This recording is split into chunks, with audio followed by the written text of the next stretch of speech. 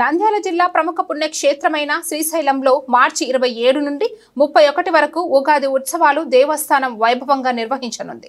ఈ ఉత్సవాలకు కర్ణాటక, మహారాష్ట్రాల, తెలంగాణ, ఆంధ్రప్రదేశ్ నుండి అధిక సంఖ్యలో వస్తారని అధికారులు అంచనా.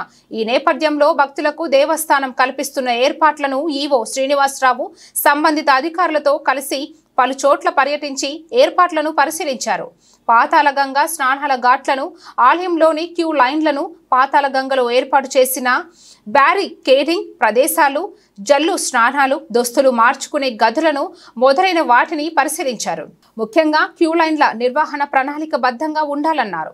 ఎటువంటి తొక్కిస్లాటలు జరగకుండా అవసరమైన ముందు జాగ్రత్తలు తీసుకోవాలన్నారు. క్యూ లైన్లలో నిరంతరం మంచినీరు, అల్పాహారం, బిస్కెట్లు అందజేయాలని అన్నారు. రద్దీ సమయంలో క్యూ లైన్ల వద్ద తొక్కిస్లాటలు జరగకుండా సెక్యూరిటీ సిబ్బందిని, శివ సేవకులను ఏర్పాటు చేసుకోవాలన్నారు. భక్తులకు ఎలాంటి అసౌకర్యం కలగకుండా ముందస్తు జాగ్రత్తలు తీసుకోవాలన్నారు.